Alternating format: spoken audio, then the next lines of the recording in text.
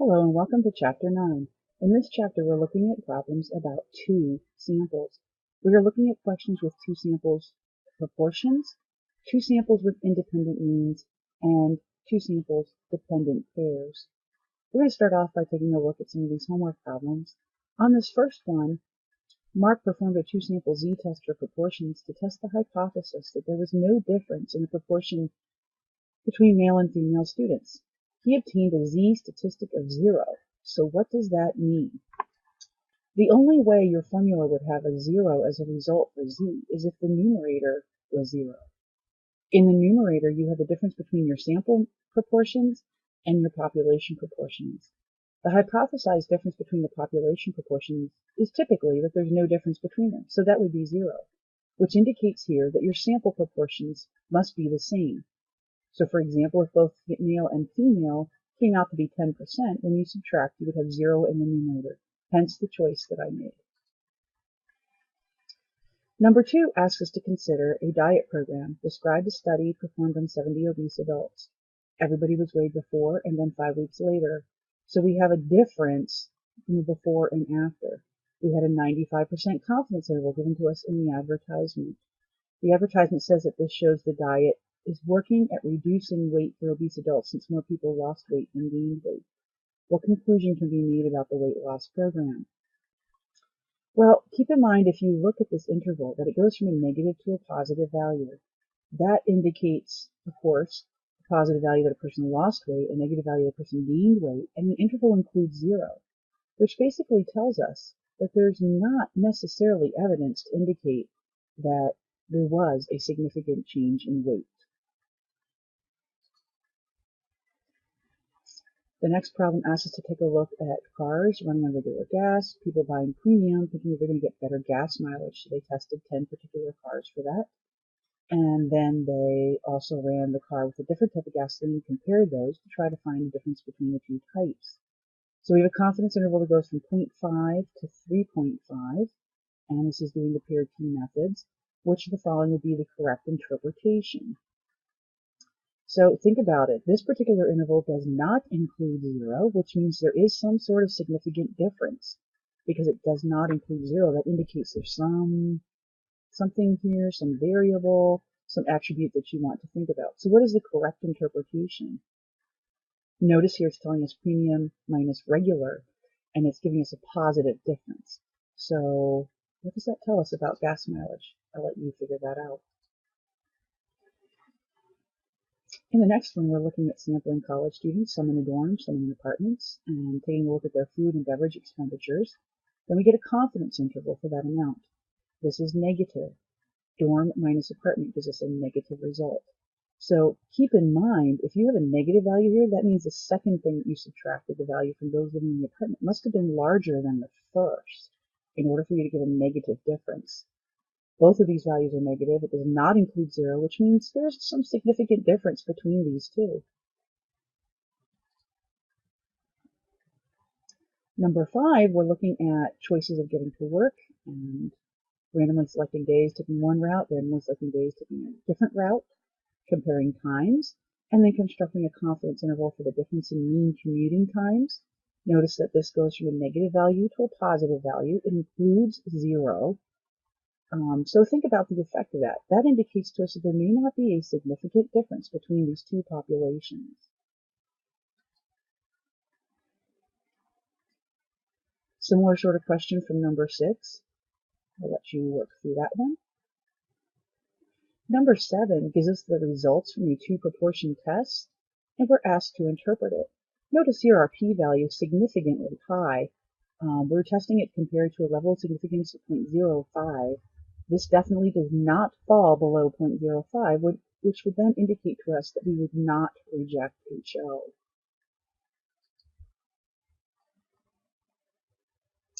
In number 8, we're taking a look again at a proportion question, and we're going to use a 0.05 significance level to test the claim that the proportion of people over 55 is greater than those for those under 25.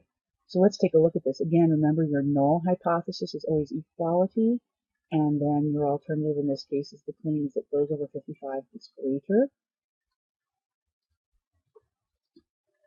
Okay, and it wants our test statistic. As is shown in your shorter video about using StatCrunch, on this particular problem, you would click on StatCrunch, stats, proportion. Now we're doing 2 sample with summary data. So for the first part, there are 71 out of 296. For the second part, or our second sample, there were 16 out of 296. And our assumption, of course, is that there's no difference between the two. This one that it's larger. And we will go ahead and click compute. Now we have our results to look at.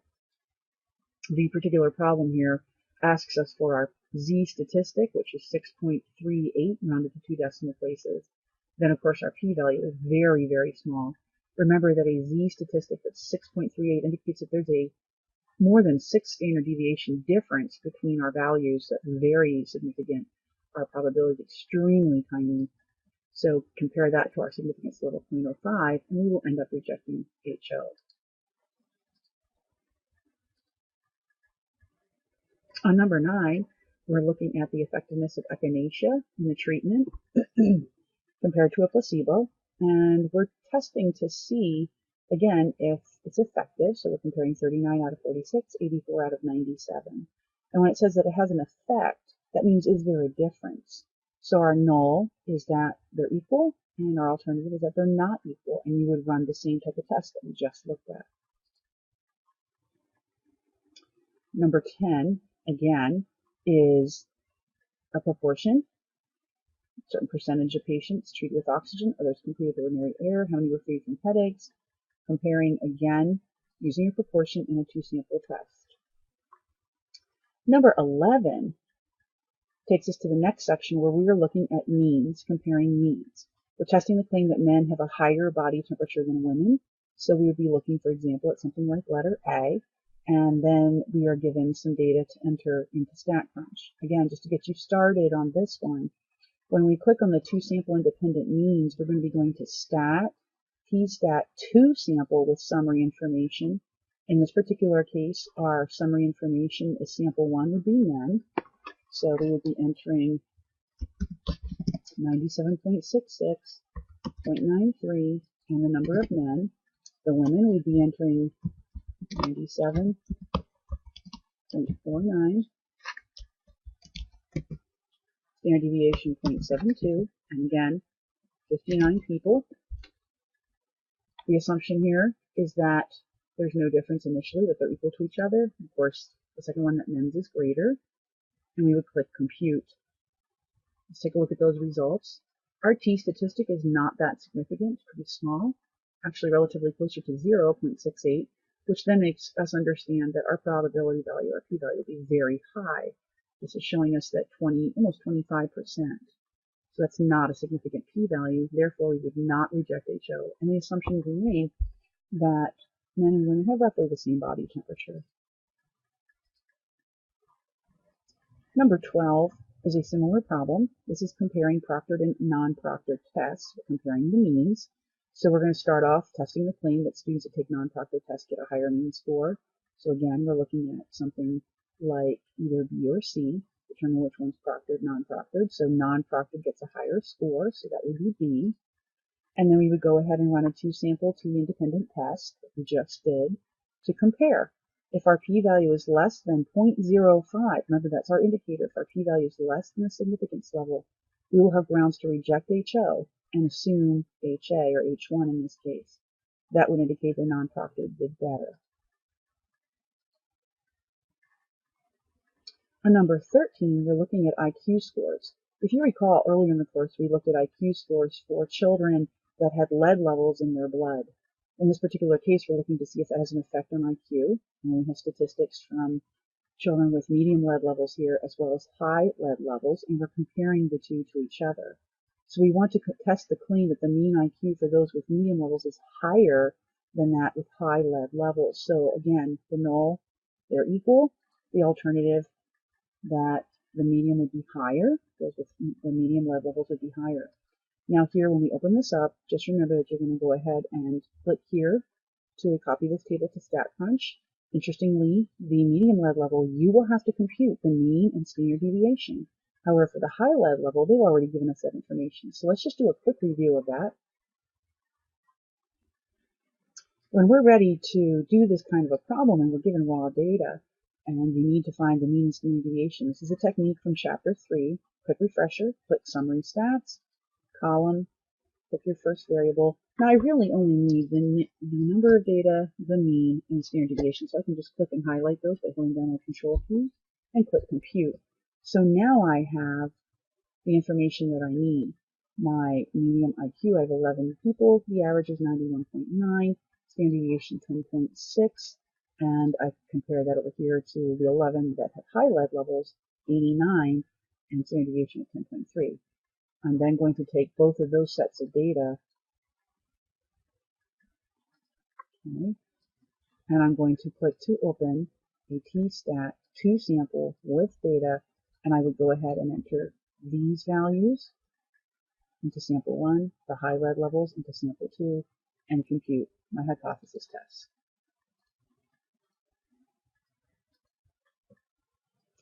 On 14, we're looking at reaction times for people using their left and right hands. We're taking a look and we're asked to compare these for the 5 students, use a 10% significance level to test the claim that there's no difference between the right and the left. Now, this particular problem is not a 2-sample independent t-test because it's the same subject where we're comparing left and right. So we would be doing a matched pair, and the assumption, of course, is that there's no difference initially. So you'd be saying they're equal to start off with, and then the alternative would be that they're not equal. Now you ask, well, where's the data? Well, I can either pull it from the chart by reading, for example, okay, I'm looking at 110, 150, 140, and something, but it's much easier simply to look at my data chart here, copy this directly into StatCrunch, and then remember, I'm running a paired t-test. So right hand, left hand, assumption 0, not equal to 0, click compute. Very straightforward. I would then come back, take a look at my t-stat, a little bit over -2, a little bit below -2, p-value 0.10. Well, we're going to come back at 0.1046. We're going to compare it to a significance level. In this particular case, 0.10. Ooh, we didn't make it. Our p-value is just slightly larger than the significance level, which would indicate that there was no substantial difference between people's response times for the left and right hand. Number 15 is systolic and diastolic or systolic blood pressures from right and left arm. Same idea as the last problem. Again, click to open in StatCrunch, do a t-test, a paired, not an independent means. And here we're taking a look at comparing Friday the 6th and Friday the 13th of the same month. And this particular problem is asking us to do a 95% confidence interval of the mean between the differences, of hospital admissions. So again, because it's the same month, it's still paired. And we're going to do a t-stat paired. Friday the 6th, Friday the 13th. Go back and review that our problem was a 95% confidence interval. So we're going to put confidence interval and compute. And now we can respond to the question here. It says, what is the confidence interval for the difference? So it goes from -10 to -10.07 to -2.33. That indicates that there is some sort of difference because, again, this interval is negative. That indicates to us that the second thing that was subtracted, meaning the values from Friday the 13th, were larger than the ones from Friday the 6th. So we ended up with a negative difference. And because this interval does not include 0, it indicates there is a significant difference between the two. Hope that helps. Good luck on Chapter 9.